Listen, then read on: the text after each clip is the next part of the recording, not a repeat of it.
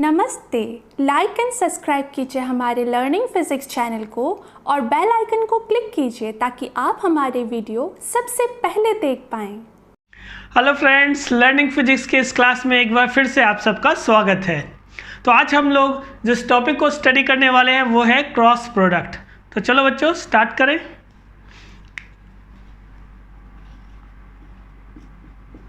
इसको ऐसे डिफाइन करते हैं, मान लो ए क्रॉस बी है, दो वेक्टर हैं ए और बी, तो इनका क्रॉस प्रोडक्ट होता है A B sine theta into N cap. ये जो एन कैप है ये यूनिट वेक्टर है ए क्रॉस बी के डायरेक्शन में, यानी कि इसका जो रिजल्टेंट है वो एक वेक्टर क्वांटिटी आता है। जब आप ए क्रॉस बी करते हो, दो वेक्टर का क्रॉस प्रोडक्ट एक वेक्टर क्वांटिटी है, जबकि इससे पहले हम लोगों ने पढ़ा था अगर डॉट प्रोडक्ट है तो वो स्केलर क्वांटिटी होता है। क्योंकि ये क्रॉस प्रोडक्ट वेक्टर है इसलिए हम लोग इसको वेक्टर प्रोडक्ट भी कहते हैं। ठीक है,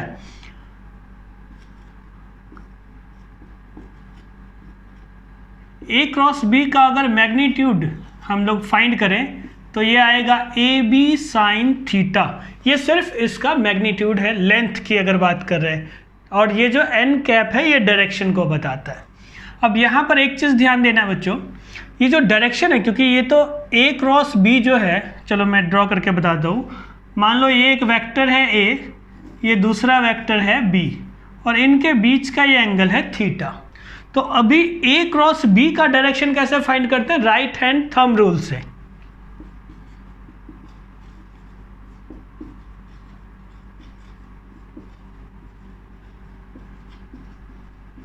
राइट हैंड थंब रूल का इस्तेमाल करते हैं ए क्रॉस बी का डायरेक्शन फाइंड करने के लिए। अब जैसे देखो ये वेक्टर ए है, ये वेक्टर बी है, तो ए से बी की तरफ राइट हैंड को यूज़ करना है। राइट हैंड के फिंगर्स को कर्ल करते हैं ए से बी की तरफ।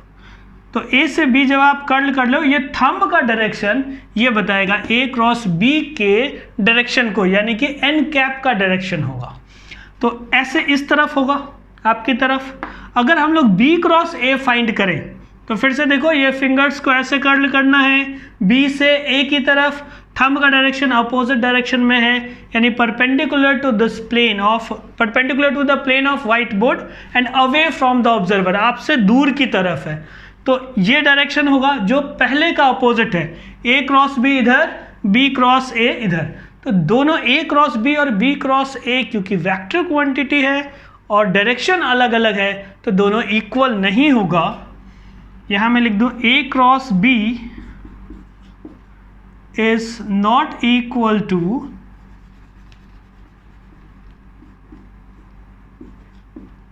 B cross A. लेकिन अगर बी क्रॉस ए के मैग्नीट्यूड की बात करें, बी क्रॉस ए में यहां पर इसका भी मैग्नीट्यूड क्या आएगा? ए बी साइन थीटा ही आएगा। दोनों इक्वल है, दोनों का मैग्नीट्यूड इक्वल है लेकिन डायरेक्शन अपोजिट है। तो हम लोग ऐसे लिख सकते हैं A cross B is equals to negative of B cross A. ये तो एक इम्पॉर्टेंट पॉइंट है जो आपको ध्यान रखना है।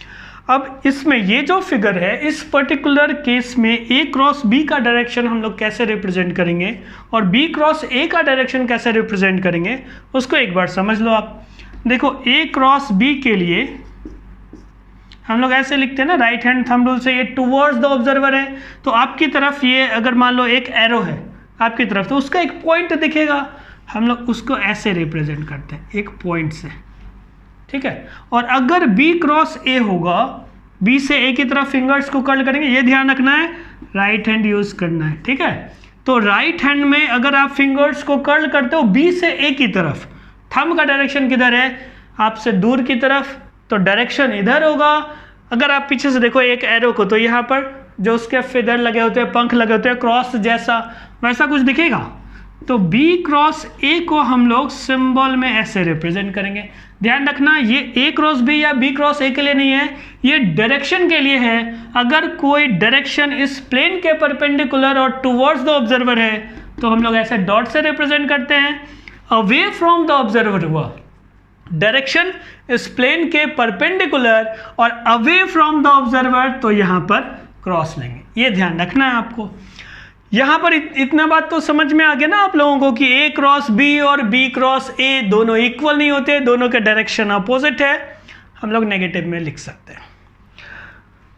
फिर इसके आगे चलते हैं। देखो ये जो n कैप है डायरेक्शन, अभी हम लोग A क्रॉस B की बात करें तो ऐसे है, ये A पर भी परपेंडिकुलर होगा 90 डिग्री और B पर भी परपेंडिकुलर है, या आप कह लो जो भी वेक्टर इस प्लेन में है सबके लिए ये परपेंडिकुलर है। तो हम लोग ऐसे लिख सकते हैं n cap is perpendicular to vector A and n cap is perpendicular to vector B। इसी तरीके से A क्रॉस B, देखो n कैप क्या है, A क्रॉस B के डायरेक्शन में यूनिट वेक्टर है, ध्यान देना। A क्रॉस B जो वेक्टर है ना उसके डायरेक्शन में ये यूनिट वेक्टर को n कैप से रिप्रेजेंट किया गया है।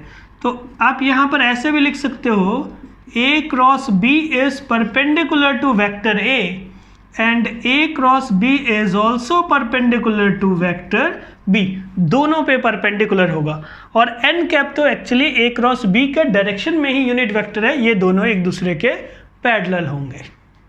अब हम लोग मान लें कि दो वेक्टर के बीच का एंगल जो है ना, A और B के बीच का एंगल 0 डिग्री या 180 डिग्री है, ऐसा मान लो। फर्स्ट केस आप A और B एक दूसरे के पैरेलल हैं,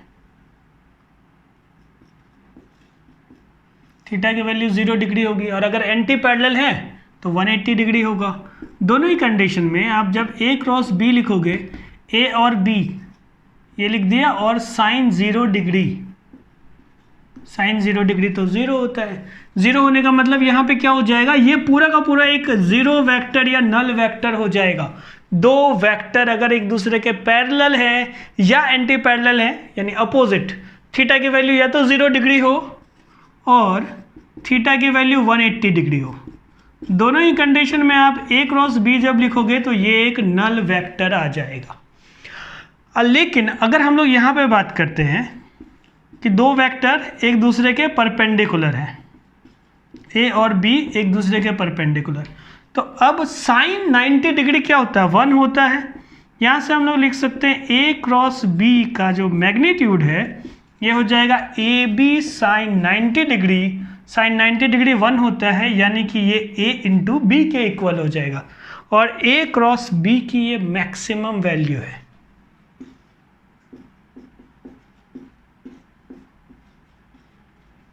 अगर मैक्सिमम वैल्यू लिखें तो ये AB हो जाएगा।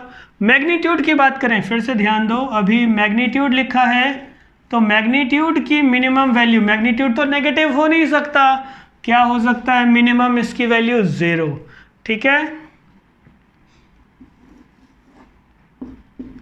अगर दो वेक्टर हैं A और B, दोनों को आप इक्वल कर दो, तो अगर दोनों इक्वल है इसका मतलब दोनों एक दूसरे के पैरेलल भी हैं। A क्रॉस B को आप A क्रॉस A लिख सकते हो, और A क्रॉस A का मतलब A इंटू यहाँ पर साइन 0 डिग्री। फिर एक यूनिट वेक्टर लेते हैं जो A क्रॉस A के डायरेक्शन में होगा। अब ये तो जीरो वेक्टर है या नल वेक्टर है, ध्यान देना, जो जीरो वेक्टर होता है इसका डायरेक्शन स्पेसिफाइड नहीं होता क्योंकि ये तो एक पॉइंट जैसा होगा, लेकिन फिर भी हम लोग एक जीरो वेक्टर या नल वेक्टर डिफाइन करते हैं क्योंकि दो वेक्टर का क्रॉस प्रोडक्ट हमेशा एक वेक्टर क्वांटिटी होगा। अगर दो वेक्टर हो, जैसे मान लो एक वेक्टर A है और दूसरा वेक्टर B है, ये दोनों अगर एक दूसरे का नेगेटिव हो, पहले शायद मैंने आपको बताया होगा, तो A प्लस B ये भी एक जीरो वेक्टर या नल वेक्टर होता है। तो ये तो बात हुई नल वेक्टर या जीरो वेक्टर की, या हमने A क्रॉस B लिख दिया, या A क्रॉस A ये जीरो होगा, यानी दो वेक्टर अगर पैरेलल हैं, आपको ये इंपॉर्टेंट पॉइंट ध्यान रखना है, अगर दोनों पैरेलल हैं इनका क्रॉस प्रोडक्ट जीरो होगा। अब मान लें कि ऑर्थोगोनल यूनिट वेक्टर्स हैं आई कैप, जे कैप और के कैप, मतलब unit vectors along X, Y and Z axes. तो हम लोग सिंपल सी बात करते हैं कि अगर आप इन दोनों का क्रॉस प्रोडक्ट करोगे, ये भी आई कैप है, ये भी आई कैप है, दोनों का क्रॉस प्रोडक्ट क्या आएगा, एक नल वेक्टर आएगा क्योंकि दोनों इक्वल वेक्टर्स है। जैसे हमने A क्रॉस A लिखा था 0, वैसे ही ये भी 0 आएगा। और आप अगर J क्रॉस J कैप लिखोगे या फिर के कैप क्रॉस के कैप, तो ये सब के सब एक नल वेक्टर होंगे, जीरो वेक्टर होगा।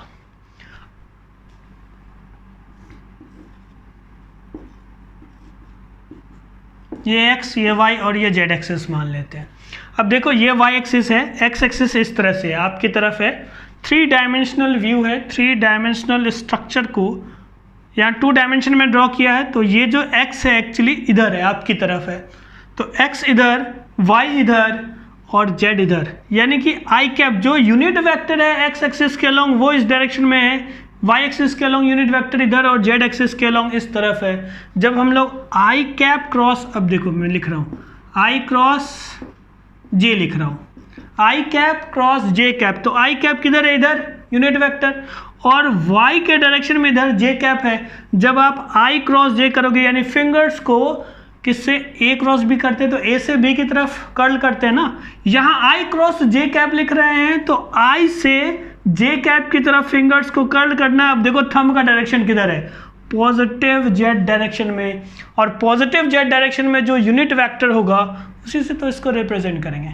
ध्यान दो, इसका मैग्नीट्यूड क्या है 1 और इसका भी मैग्नीट्यूड क्या है 1, दोनों के बीच का एंगल है 90 डिग्री, और एक यूनिट वेक्टर आप रिप्रेजेंट करोगे which is perpendicular to the plane of I cap and J cap. जहां एक्स एक्सिस है, जहां वाई एक्सिस है, उन दोनों के प्लेन के परपेंडिकुलर, और राइट हैंड थंब रूल से जब आप परपेंडिकुलर डायरेक्शन लोगे तो ये असल में यूनिट वेक्टर होगा पॉजिटिव जेड एक्सिस के अलोंग। देखो ये भी 1, ये भी 1, ये भी 1, तो ये एक यूनिट वेक्टर आया, और इस यूनिट वेक्टर को हम लोग क्या लिखेंगे, के कैप लिखेंगे, क्योंकि इधर यूनिट वेक्टर ये के कैप से रिप्रेजेंट कर रहे हैं, इधर आई कैप है, इस तरफ जे कैप है। तो ये आपको समझ में आया, राइट हैंड थंब रूल से आई क्रॉस जे, ये के कैप कैसे आया। देखो अब इसी तरह से अगर जे कैप क्रॉस के कैप करेंगे तो थंब का डायरेक्शन इधर होगा, और ये है पॉजिटिव एक्स डायरेक्शन, यानी हम लोग लिख सकते हैं J cross K is equals to I cap, positive X direction में यूनिट वेक्टर। अब ये जो टर्म आया देखो, आई क्रॉस जे के कैप, फिर जे क्रॉस के आई कैप, एक साइक्लिक चेंज जैसा है, साइक्लिक प्रोसेस हम लोग क्या दे सकते हैं, साइक्लिक इन द सेंस कि ये जो है ना एक ऑर्डर में है, आई क्रॉस जे कैप, फिर जे क्रॉस के, फिर अगर आप के कैप क्रॉस आई कैप लिखोगे, ठीक है, ये इधर है पॉजिटिव एक्स एक्सिस, देखो फिंगर्स को कर्ल करने पर थंब का डायरेक्शन किधर है, जे कैप की तरफ, पॉजिटिव वाई एक्सिस के लॉन्ग। तो 3 रिलेशन आई कैप, इसको भी मैं यहाँ लिख देता हूँ, आई क्रॉस जे ये प्लस के कैप, तो ये तीनों रिलेशन आया। मैंने कहा था कि a क्रॉस b और b क्रॉस a इक्वल नहीं होता बल्कि माइनस में लिखते हैं। तो अगर i cap cross j cap ये k कैप है तो j cap cross i cap क्या होगा, माइनस k कैप हो जाएगा, ऑब्वियस सी बात है। यहाँ लिखते हैं j क्रॉस i ये माइनस k कैप हो जाएगा, रिवर्स हो गया। यहाँ पर k cap cross j cap ये माइनस i कैप होगा, और इसी तरीके से यहाँ पर क्या लिख सकते हो, I cap cross K cap equals to minus J cap.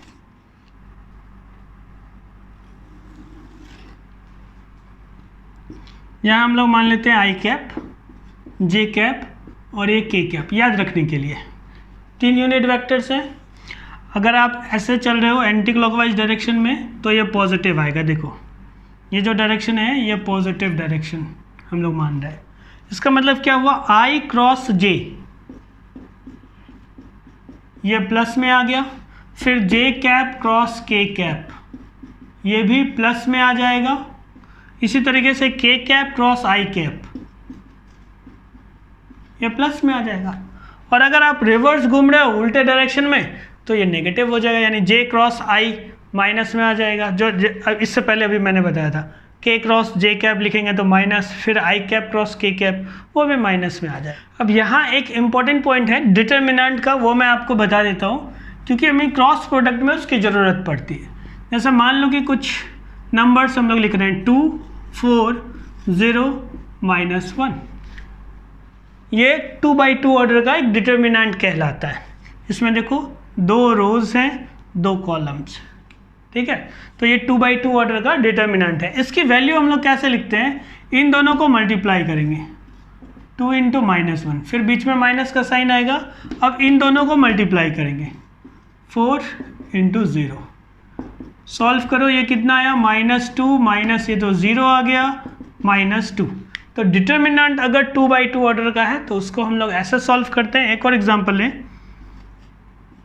3 4 1 2 1, इसको सॉल्व करना है तो कैसे लिखेंगे, 3 × 1 माइनस 4 × 2, ये हो जाएगा 3 - 8, ठीक है ना। और 3 - 8 को क्या लिख सकते हैं, -5।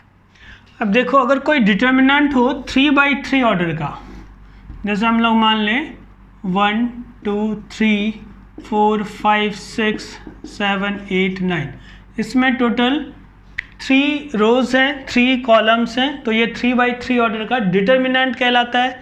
इसको कैसे सॉल्व करते हैं ध्यान देना। अगर फर्स्ट रो के अकॉर्डिंग सॉल्व करें तो ऑल्टरनेट साइन लेते हैं, प्लस माइनस प्लस।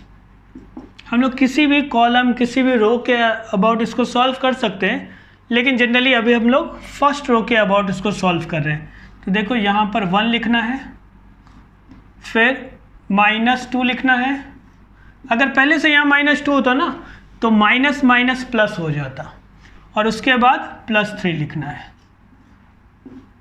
अब देखो ये जो 1 है ये फर्स्ट रो यहाँ फर्स्ट रो और फर्स्ट कॉलम में है, तो फर्स्ट रो और फर्स्ट कॉलम को हाइड कर दो, जो भी बचा उसको लिख देना 5 6 8 9 5 6 8 9।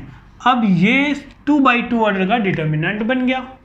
ऐसे ही अगर हम लोग 2 की बात करें, यहाँ पर ये 2 फर्स्ट रो सेकंड कॉलम में है, फर्स्ट रो सेकंड कॉलम को हाइड करो, देखो तो क्या दिख रहा है 4 6 7 9 4 6 7 9। ये 3 फर्स्ट रो थर्ड कॉलम में, इसको हाइड करो, क्या आएगा 4 5 7 8 4 5 7 8। तो अब अगर आप इसकी वैल्यू फाइंड करोगे ऐसा आ जाएगा 1 × 5 × 9, फिर -6 × 8, फिर -2, ये 9 × 4, फिर -6 × 7, फिर ये प्लस में आ जाएगा ना, प्लस देखो 4 × 8 लिखेंगे, उसके बाद -5 × 7। तो इस तरीके से अब इसको फर्दर आप सॉल्व कर सकते हो, सॉल्व करके हमें रिजल्ट मिल जाएगा। तो डिटर्मिनेंट को एक्चुअली सॉल्व कैसे करते हैं ये आपको समझ में आ गया। अब हम लोग इसका इस्तेमाल करेंगे 2 वेक्टर के क्रॉस प्रोडक्ट को फाइंड करने के लिए। अब ऐसा मानते हैं कि 2 वेक्टर हैं, एक तो vector AXi cap plus AYj cap plus AZk cap, और दूसरा एक वेक्टर है BXi cap plus BYj cap plus BZk cap, और हमें क्या फाइंड करना है, A क्रॉस B।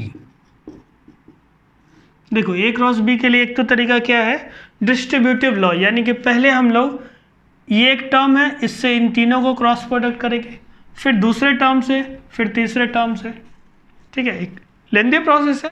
अभी डिटर्मिनेंट का मेथड कैसे इस्तेमाल करेंगे वो समझ लो। I कैप, J कैप और K कैप, पहले इसको लिख देंगे। फिर वेक्टर A, पहले वेक्टर A है तो वेक्टर A के डायरेक्शन रेशियोज को पहले लिखना है। अगर B क्रॉस A होता तो वेक्टर B के डायरेक्शन रेशियोज को पहले लिखना होता। तो इस चीज़ का ध्यान देना है आपको। AX, AY, यहाँ AZ। फिर वेक्टर B के लिए ये हो जाएगा BX, BY, BZ। अब देखो इसको सॉल्व करने के लिए मैं यहाँ पहले लिख दूँ, मैंने साइन बताया था यहाँ पॉजिटिव नेगेटिव पॉजिटिव ऐसा लिखते हैं, ठीक है। दूसरा मार्कर मैं यूज़ कर लेता हूँ। देखो यहाँ पर पॉजिटिव, यहाँ पर नेगेटिव, यहाँ पर पॉजिटिव, ऐसे ऑल्टरनेट साइन होता है। अब ध्यान देना, इसको आप क्या लिख सकते हो, पहले तो I कैप लिखेंगे प्लस में, फिर J कैप आएगा माइनस में, कोई बात नहीं आप यहाँ या यहाँ पहले और बाद में लिख सकते हो, उससे फ़र्क नहीं पड़ेगा। यहाँ पर जे कैप और उसके बाद फिर प्लस के कैप, यहाँ पे प्लस के कैप। अब देखो फिर से वही प्रोसेस है, ये फर्स्ट रो है, फर्स्ट कॉलम है, हाइड कर दो, जो बच रहा है उसको लिखना है आपको। ए वाई, यहाँ पर बी वाई आएगा, ये ए जेड आएगा, यहाँ बी जेड आएगा, ठीक है। अब इसके लिए ये फर्स्ट रो है, ये सेकंड कॉलम है, इसको हाइड करना, A x A z B x B z. देखो A x A z B x B z. K cap के लिए ये फर्स्ट रो है, थर्ड कॉलम है, इसको हाइड करो। हमारे पास क्या रिजल्ट आएगा, A x A y B x B y. तो यहाँ पे लिख देते हैं A x A y B x B y. अब इसको सॉल्व करना है, यहाँ लिखिए A y B z, A y B z minus A z B y i cap, फिर उसके बाद यहाँ माइनस। अब इन दोनों को मल्टीप्लाई करना है, ए एक्स बी जेड, फिर ये दोनों ए जेड बी एक्स, ये जे कैप आ गया। के कैप के लिए फिर से देखो यहाँ प्लस का साइन देंगे, ए एक्स बी वाई आएगा, A x B Y minus A y B x के कैप। तो ये रिजल्ट आ गया। अब ये तरीका आपके लिए ज़्यादा आसान होगा अगर इसके बदले मैं बारी बारी से मल्टीप्लाई करता, जैसे इससे इन तीनों को क्रॉस प्रोडक्ट करेंगे, फिर इससे सॉल्व करने के बाद देखो आई डॉट आई, ये तो ज़ीरो हो जाएगा, लेकिन आई डॉट के, आई डॉट जे है यहाँ, सॉरी डॉट नहीं, क्रॉस प्रोडक्ट। तो जब आप आई कैप क्रॉस जे कैप करोगे तो प्लस के कैप आएगा, यानी कि ए एक्स बी वाई प्लस के कैप का टर्म आना चाहिए। देखो A x B Y plus के कैप का टर्म आ रहा है।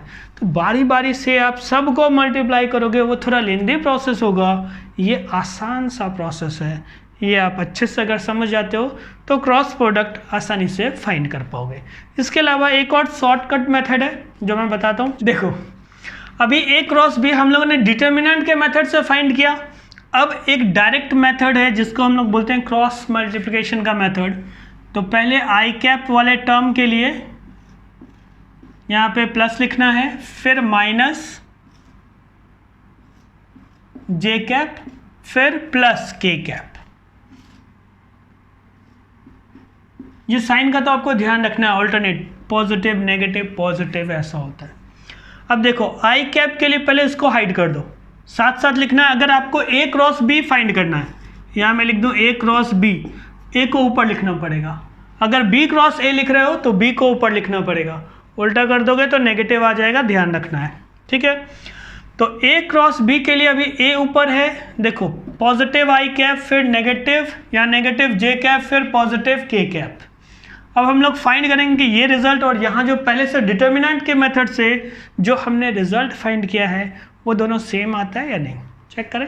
देखो इसको हाइड करना है, एक स्टेप में कैसे आंसर लाते हैं, इसको हाइड करो, इन दोनों को मल्टीप्लाई करो, क्या आएगा ए वाई बी जेड, फिर इन दोनों को मल्टीप्लाई करो और माइनस साइन के साथ लिखना है minus A z B Y, आ गया। अब इसको और इसको कंपेयर करो, देखो सेम आ रहा है, सेम आया। फिर माइनस, इसको हमें हाइड करना है, इन दोनों को मल्टीप्लाई करो, क्या आएगा ए एक्स बी जेड, फिर माइनस साइन देंगे, इन दोनों को मल्टीप्लाई करोगे तो क्या आएगा ए जेड बी एक्स। देखो यहाँ वही चीज़ है, ए x B z minus A z B x.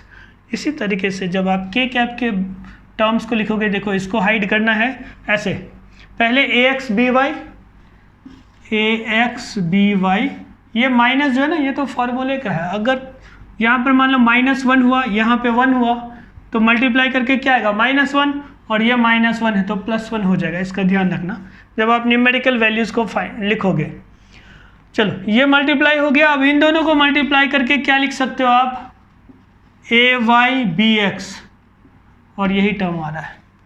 यानी या तो आप डिटर्मिनेंट का मेथड यूज़ करो या ये डायरेक्ट क्रॉस मल्टीप्लिकेशन मेथड है, जैसे आप क्लास 10th में दो वेरिएबल्स के इक्वेशन सॉल्व करने के लिए सीखते थे, बिल्कुल वैसा मेथड है। तो दोनों में से कोई भी तरीका आप यूज़ कर सकते हो। इस तरीके से A क्रॉस B हमें मिल जाता है। देखो बच्चों, मैंने क्या बताया था कि अगर A और B पैरेलल हो गए तो A क्रॉस B 0 होता है। अगर वेक्टर A और वेक्टर B एक दूसरे के पैरेलल हैं तो A क्रॉस B एक नल वेक्टर या जीरो वेक्टर है।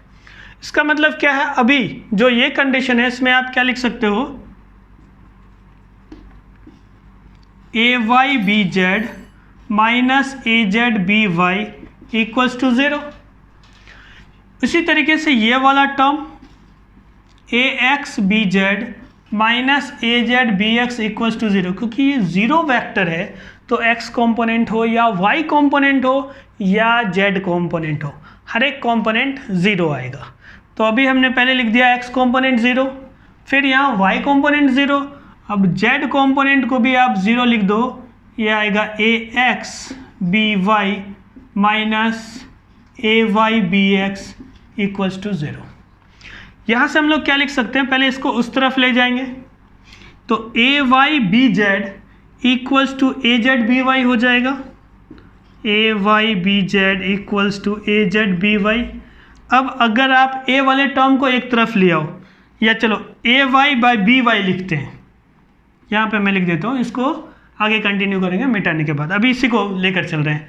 तो देखो आप क्या लिख सकते हो, AY/AZ, ध्यान देना A नहीं B लिख देते हैं, AY/BY, तो ये किसके इक्वल होगा, AZ/BZ के इक्वल होगा। ये कहाँ से आ रहा है, ये वाले रिलेशन से ऐसा आ गया। इसी तरीके से आप इसको दूसरी तरफ ले जाओगे, फिर AX/BX को देखो, इससे हम लोग रिलेशन लिख रहे हैं, क्या आएगा, AX/BX is equals to AZ/BZ। ठीक वैसे ही जैसे ये इसको सॉल्व किया ना, आप इसको भी सॉल्व करके देखोगे, पहले उस तरफ ले जाओ, फिर AX/BX AZ/BZ, ये रिलेशन आ जाएगा।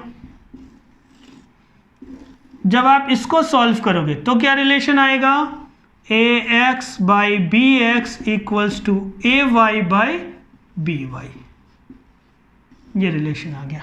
अब इन तीनों को आप कंपेयर करके देखो क्या रिजल्ट आ रहा है, AX/BX इक्वल्स टू यहाँ पर AY/BY, और AY/BY किसके इक्वल है, AZ/BZ के, और AZ/BZ है AX/BX के इक्वल। कहते हैं दो वेक्टर हैं A और B, ठीक है।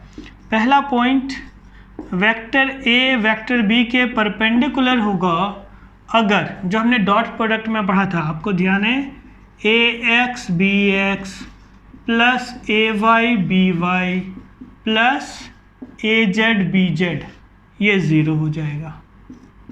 अगर दोनों परपेंडिकुलर हैं तो डॉट प्रोडक्ट 0 होता है, लेकिन अगर दोनों पैरेलल हो गए तो इनका क्रॉस प्रोडक्ट 0 होगा, और क्रॉस प्रोडक्ट 0 होने का मतलब है AX/BX equals to AY/BY equals to AZ/BZ। ये जो अभी अभी डेराइव किया था, ये दोनों रिजल्ट आपको याद रखना है। देखो बच्चों, अभी यहाँ पर एक क्वेश्चन है, इसमें हमें A क्रॉस B फाइंड करना है अगर दो वेक्टर्स A और B गिवन है। दोनों वेक्टर्स, ये वेक्टर A भी अपने कंपोनेंट्स के फॉर्म में है, ये वेक्टर B भी कंपोनेंट्स के फॉर्म में है। अब यहाँ देखो, इसमें आई कैप वाला कोई टर्म नहीं है। अब इसको कैसे सॉल्व करना है मैं बताता हूँ। A क्रॉस B फाइंड करने के लिए अगर डिटर्मिनेंट मेथड से सॉल्व कर रहे हैं तो पहले तो आप आई कैप, जे कैप, के कैप ये लिख दो। उसके बाद जो डायरेक्शन रेशियोज हैं, वेक्टर A पहले है ना, तो वेक्टर A के जो कंपोनेंट्स होंगे, देखो यहाँ x कंपोनेंट है 1, y कंपोनेंट -1, z कंपोनेंट 2, ये लिखना है। वेक्टर B के लिए x कंपोनेंट तो है ही नहीं, 0 लिखना है, y कंपोनेंट 3 और z कंपोनेंट 1। अब इसको सॉल्व करना है, बिल्कुल सिंपल सेम प्रोसेस है जो अभी सीखा था हम लोगों ने। यहाँ पे आप क्या लिखोगे, पहले ऐसे लिख दो आई कैप, फिर उसके बाद यहाँ माइनस जे कैप, देखो माइनस जे कैप फिर प्लस के कैप। अब चाहो तो डायरेक्ट भी अभी जो मैंने बताया था डायरेक्ट भी सॉल्व कर सकते हो, ऊपर ए लिख दो उसके नीचे बी लिख दो फिर सॉल्व कर लो। अभी यहाँ मैं डिटर्मिनेंट के मेथड से आपको समझा रहा हूँ। देखो ये इसको और इसको आप हाइड कर दोगे ऐसे, ठीक है, तो हमारे पास क्या मिलेगा -1 2 3 1। यहाँ पर इसको हाइड करना है 1 2 0 1, ठीक है, फिर इसको ऐसे हाइड करो 1 -1 0 3। अब सिंपल हो गया, सॉल्व कर लेते हैं। -1 × 1 क्या आएगा -1, फिर माइनस का साइन देना है 3 × 2 6, ये आ गया आई कैप में। फिर देखो 1 × 1 1, 2 × 0 0, ये आएगा जे कैप या माइनस जे कैप आता है। फिर अब इसको आप ऐसे ही मल्टीप्लाई करो 1 × 3 क्या आएगा 3। यहाँ देखो अगर ये 0 के बदले +1 होता तो यहाँ पर आप मल्टीप्लाई करके क्या लिखते -1 और फिर माइनस साइन तो +1 हो जाता, लेकिन यहाँ तो 0 है तो जब आप 0 से मल्टीप्लाई करोगे 0 ही हो जाएगा, कोई दिक्कत नहीं। अब सॉल्व कर लेंगे, ये आएगा -7 आई कैप, यहाँ पर -j कैप और ये +3 k कैप। तो इस तरीके से हम लोग A क्रॉस B फाइंड कर सकते हैं। अगर इसका मैग्नीट्यूड फाइंड करना होता तो भी आगे हम लोग फर्दर सॉल्व कर सकते थे। जैसे मान लो इसी में, या मैं बताऊँ क्वेश्चन में पूछा तो नहीं है, लेकिन अगर पूछा होता यहाँ पर A क्रॉस B का मैग्नीट्यूड, तो कैसे सॉल्व करते हैं। देखो यहाँ -7 है तो पहले -7 का स्क्वायर करेंगे। कैलकुलेशन आप चेक कर लेना कहीं कोई कैलकुलेशन मिस्टेक तो नहीं है। उसके अलावा अगर यहाँ पर y कंपोनेंट क्या -1 तो -1 का स्क्वायर लिखेंगे, फिर ये 3 है तो 3 का स्क्वायर लिख दो।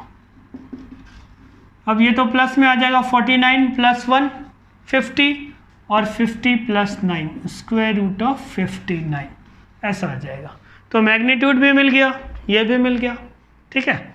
अब इसी में क्वेश्चन और भी ट्विस्ट करके पूछा जा सकता है, देखते हैं। अब देखो बच्चों, अब अगला क्वेश्चन किस टाइप से हो सकता है। जैसे मान लो एक वेक्टर A दिया हुआ है, दूसरा वेक्टर B गिवन है, हमें यूनिट वेक्टर फाइंड करना है जो A क्रॉस B के अलोंग है।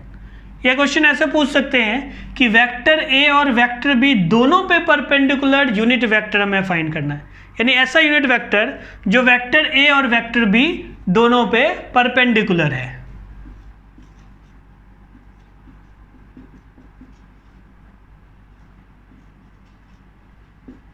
Perpendicular to both vector A and vector B।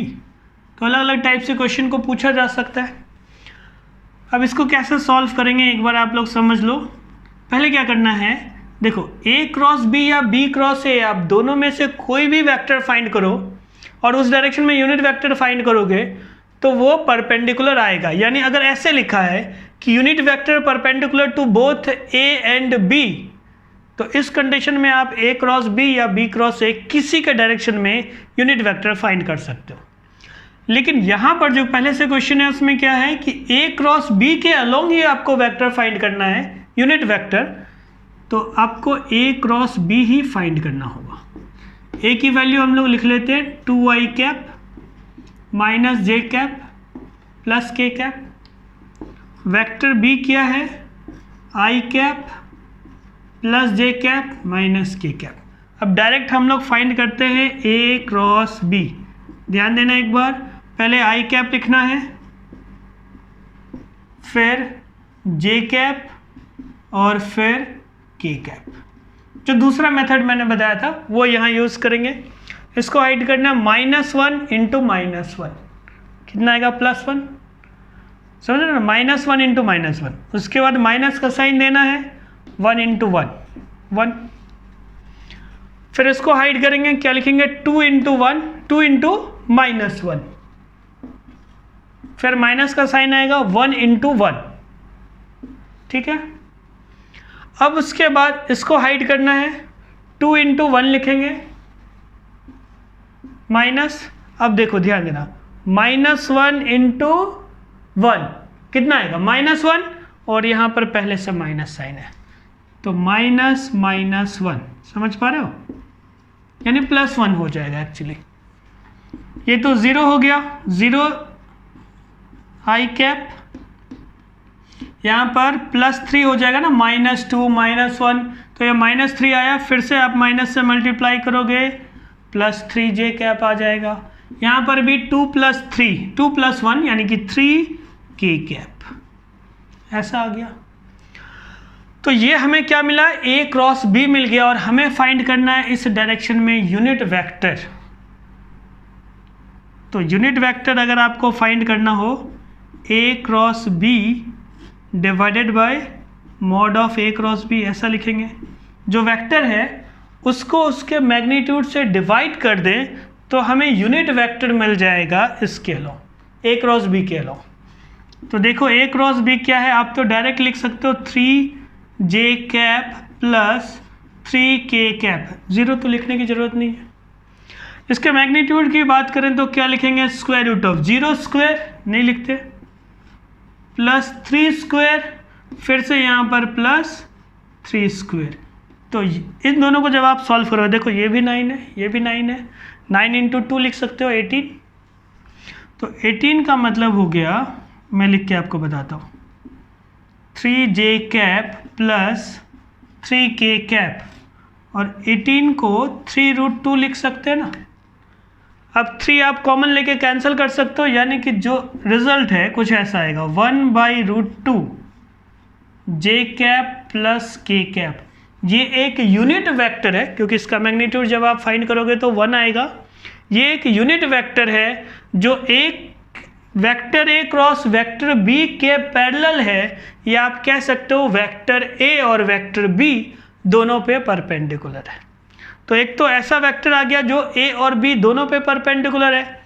अगर आप B क्रॉस A फाइंड करते तो यहाँ नेगेटिव आ जाता, मैंने कहा था ना A cross B equals to negative of B cross A, तो माइनस साइन आता, यूनिट वेक्टर में भी माइनस आ जाता, और फिर से अगर आप यहाँ माइनस भी लिखते हो तो भी A और B दोनों के परपेंडिकुलर होगा।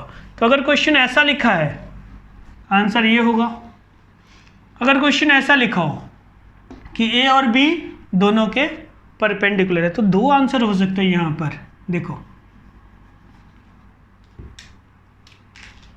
इसका आंसर क्या आएगा, प्लस माइनस, ये पॉजिटिव भी हो सकता है नेगेटिव भी, 1/√2 j cap plus k cap.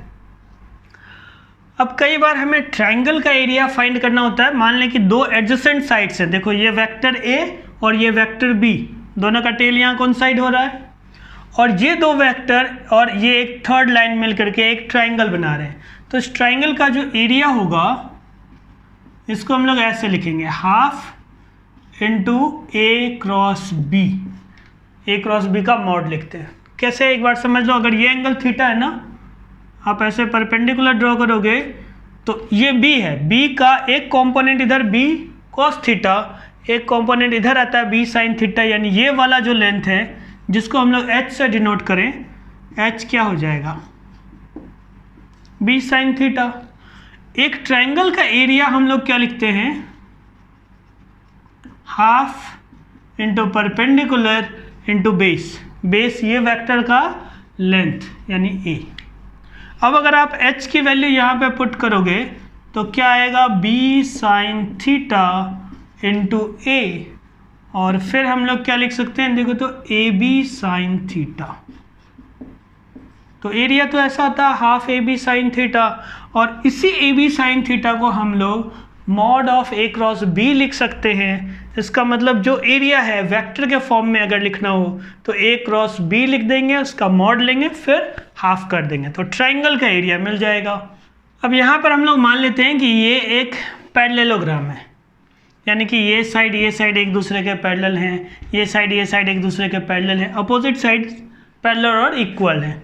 अब 2 वेक्टर है, ये वेक्टर A, ये वेक्टर B, एडजेसेंट साइड्स को ऐसे रिप्रेजेंट करें, दोनों का टेल यहाँ पे कोइंसाइड कर रहा है। तो अब देखो आप ऐसे अगर ये हाइट लिखोगे H, क्या हो जाएगा b साइन थीटा। हम लोग एक पैरेललोग्राम है, इसका एरिया कैसे लिखते हैं? एरिया होता है परपेंडिकुलर इंटू बेस, सिंपल। अब अगर h की वैल्यू आप b साइन थीटा लिखोगे, b साइन थीटा इंटू ए, तो इसको आप a क्रॉस b का मैग्नीट्यूड लिख सकते हो। इसका मतलब पहले अगर वेक्टर के फॉर्म में दिया है, मान लो ये वेक्टर ए है, ये वेक्टर बी है, आपको क्या करना है? इन दोनों का क्रॉस प्रोडक्ट फाइंड करना है, फिर उसका मैग्नीट्यूड फाइंड कर लेना है, तो उससे हमें एरिया मिल जाएगा। अभी तो देखो ये एडजेसेंट साइड्स थे, अब मान लो कि डायगोनल्स ये वेक्टर के फॉर्म में गिवन हो। ये एक पैरेललोग्राम है, डायगोनल हम लोग ऐसे ड्रॉ कर देते हैं।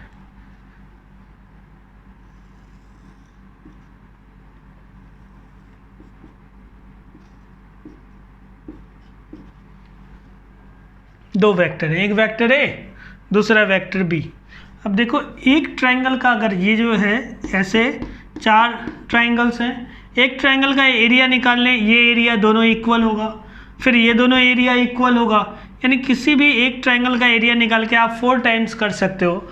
और एक ट्रायंगल का एरिया क्या होगा? देखो ये a/2 होगा ना, अगर यहाँ से यहाँ तक वेक्टर a है तो इस मिड पॉइंट को आप o मान लो, o से यहाँ तक का वेक्टर a/2, o से यहाँ तक का वेक्टर b/2। तो अब आप एरिया को क्या लिख सकते हो? Half a/2 cross b/2। इसका अगर मॉड लिख रहे हैं, ध्यान देना, तो ये एक ट्रायंगल का एरिया मिल रहा है। अब ऐसे कितने ट्रायंगल्स हैं? 4, तो आप इसको 4 से मल्टीप्लाई कर दो, ये तो 2 से 2 ये कट जाएगा, रिजल्ट हमारे पास ऐसा आ जाएगा हाफ a क्रॉस b। तो आपको ध्यान रखना है, अगर ये एडजेसेंट साइड्स दिए हों वेक्टर के फॉर्म में, एरिया के लिए a क्रॉस b का मॉड लिखेंगे। अगर डायगोनल्स दिए हुए हैं तो उनको आप क्रॉस प्रोडक्ट लिखना, फिर मैग्नीट्यूड लेकर के हाफ कर देना, तो इस तरीके से हमें एरिया मिल जाएगा। देखो बच्चों, इसके बाद नेक्स्ट है ट्रिपल प्रोडक्ट, यानी 3 वेक्टर का प्रोडक्ट हम लोग यूज़ कर रहे हैं। सबसे पहले scalar triple product. Scalar triple product में देखो यहाँ a.b क्रॉस c लिखा है, इसका मतलब b क्रॉस c जब आप लिख रहे हो तो ये एक वेक्टर क्वांटिटी है, ये भी दूसरा वेक्टर क्वांटिटी है, 2 वेक्टर क्वांटिटी का डॉट प्रोडक्ट हमारे पास जो रिजल्ट आएगा वो एक स्केलर क्वांटिटी आएगा, इसलिए इसको स्केलर ट्रिपल प्रोडक्ट कहते हैं। अब सिंबल में a cross b cross c को हम लोग ऐसे रिप्रेजेंट करते हैं, यही b c a के बराबर भी होता है, और इसी को हम लोग c a b ऐसे भी लिख सकते हैं। इसका मतलब क्या है कि a dot b cross c लिखो, या b dot c cross a, या c dot a cross b। अगर ये साइक्लिक ऑर्डर में लिखते हैं तो सब के सब इक्वल होते हैं। अब इसका फिजिकल सिग्निफिकेंस क्या है? अगर मान लें ये एक वेक्टर है a, ये दूसरा वेक्टर है b, और ये तीसरा वेक्टर है c, ये एक पैरेललोपिपेड कहलाता है, और इसका जो वॉल्यूम होगा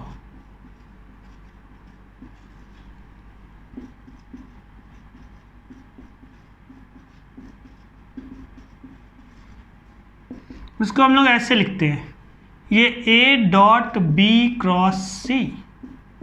ये ऑलरेडी स्केलर क्वांटिटी है तो फिर से इसको मॉड लगाने की ज़रूरत नहीं है, लेकिन अगर मान लो डॉट प्रोडक्ट आप लिख रहे हो, पॉजिटिव नेगेटिव कुछ भी आ सकता है, तो हम लोग ऐसे लिख देते हैं। वॉल्यूम तो नेगेटिव आता नहीं है बच्चों, ठीक है, तो इस तरीके से ये वॉल्यूम आ जाता है। अब इसके बाद मान लो कि a, b और c 3 अलग अलग वेक्टर्स हैं जिनके कंपोनेंट्स लिखे हैं। मान लो ax i cap plus ay j cap plus az k cap, ये एक वेक्टर है a मान लेते हैं।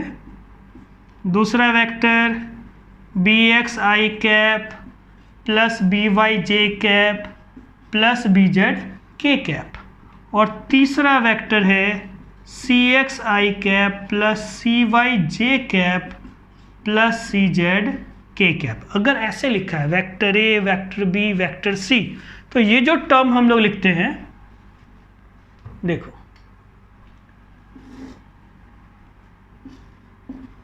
ए डॉट बी क्रॉस सी, इसकी वैल्यू यहाँ पर ऐसा आ जाएगा, A x A y A z, B x B y B z, C x C y C z, ऐसे आता है।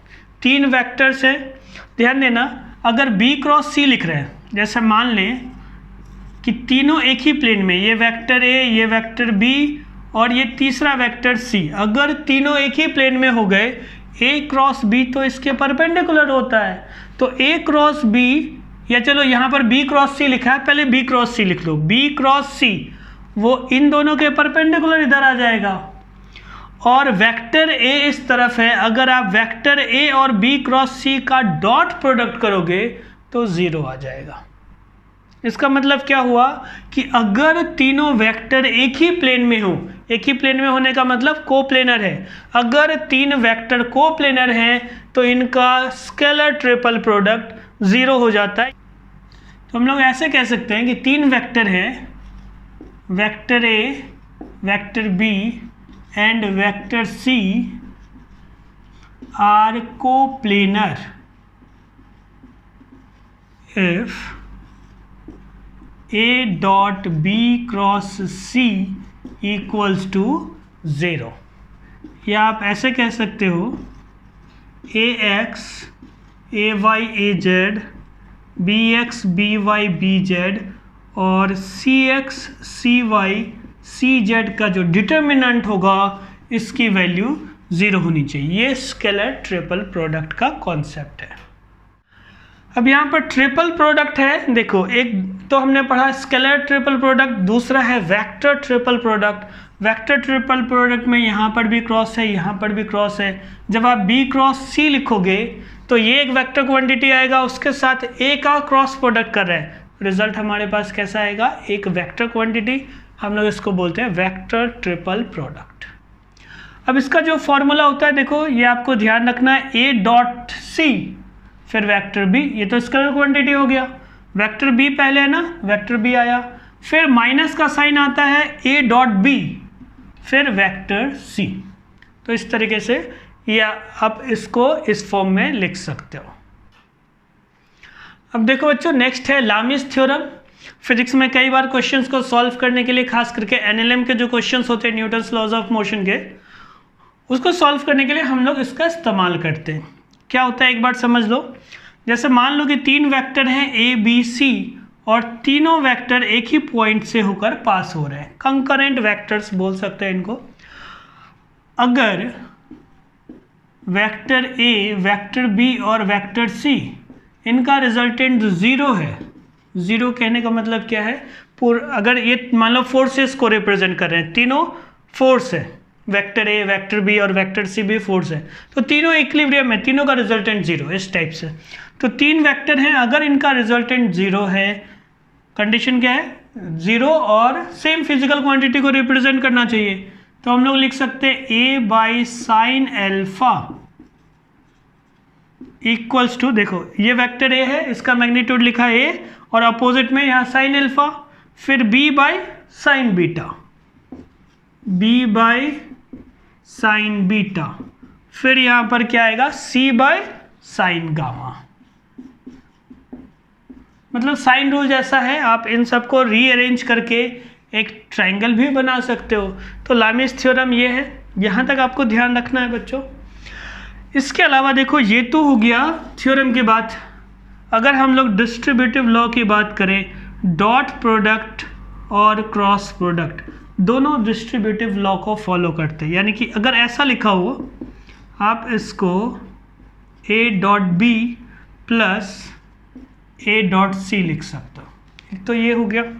फिर ध्यान देना, अगर क्रॉस में लिखा हो, इसको हम लोग क्या बोलते हैं, डिस्ट्रीब्यूटिव लॉ, ठीक है।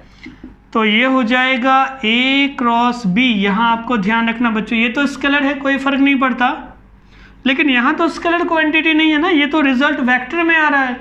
तो जब आप a क्रॉस b लिख रहे हो, देखो यहाँ पर a प्री फैक्टर है, पहले आया, यहाँ भी a पहले ही आना चाहिए, ऑर्डर रिवर्स नहीं करना है। फिर प्लस a क्रॉस c लिखेंगे, c क्रॉस c नहीं लिखना।